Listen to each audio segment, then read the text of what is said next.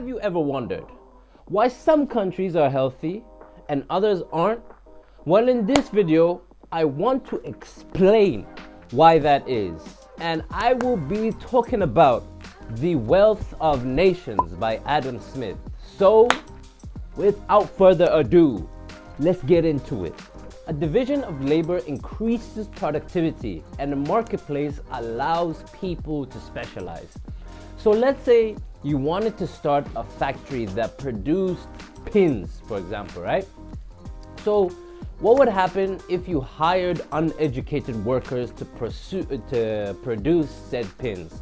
So let's say you hire one person and there are 18 separate steps of producing this pin, right?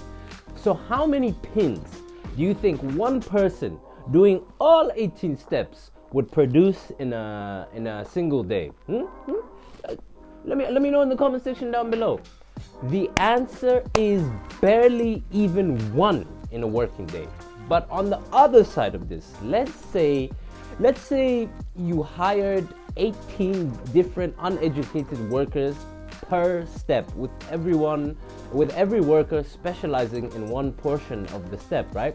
How many take a little rough estimate as to how many pins the workers would produce.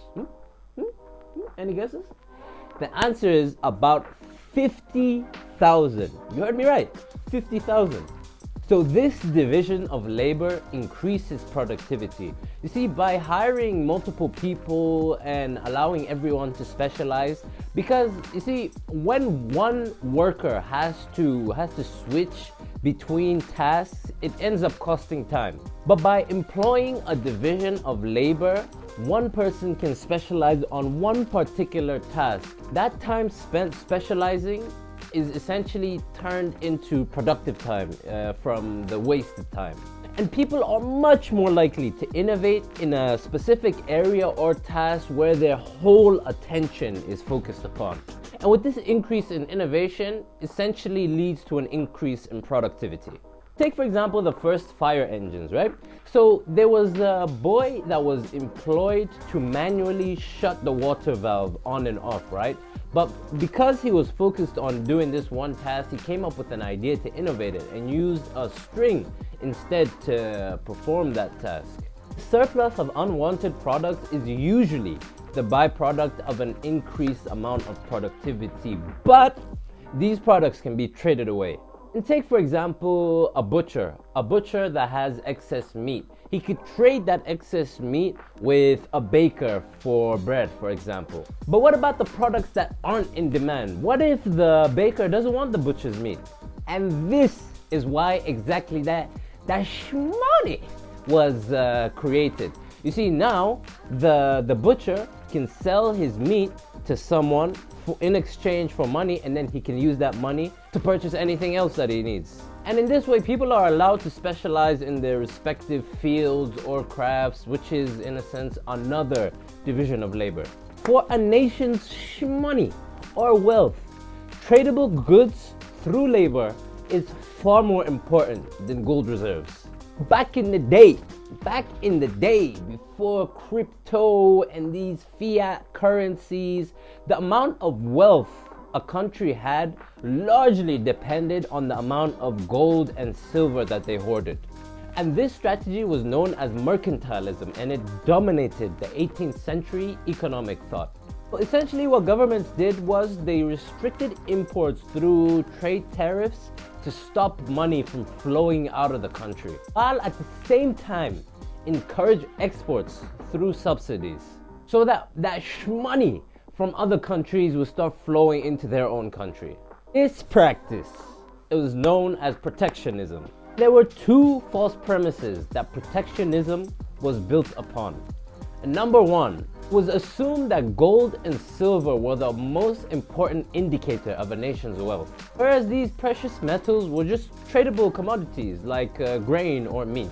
And number two, it was believed that nations could only prosper through the impoverishment of their neighbors. At the end of the day, more important than both gold and silver is labor, because through labor you can develop actual tradable goods.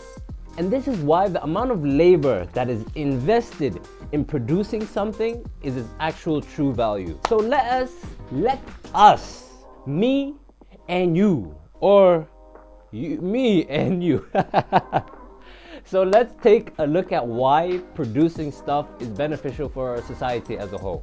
So the production of pins brings about 3 sources of income. So number 1, workers are compensated through wages for their labor. And number 2, the factory owner is compensated through the selling of the pins. And number 3, the person that owns the land that the factory is on is compensated through rent. And the product of all labor is known as stock. And 2 things happen to stock. Number 1, part of it is consumed immediately to sustain the owner. Part of it can be employed so that it generates its own revenue, and this is known as capital. If this capital stays with the owner in the form of, let's say, a pin sewing machine, then this is known as fixed capital. If the capital has to leave the hands of the owner to go on and generate its own profit through, like, let's say, the stocks of a merchant, this is known as circulating capital. Which brings us to that invisible hand, baby. So, actually acting in your own self-interest can be beneficial for society as a whole. Many people consider selflessness to be a virtue, but actually economics has shown us that if you are selfish, then this could be beneficial for the entire society that you're in. And it's human nature to have a natural tendency towards self-interest. This self-interest, not benevolence, is what motivates us to trade at the end of the day. Let's take, for example, your local butcher or your local grocer.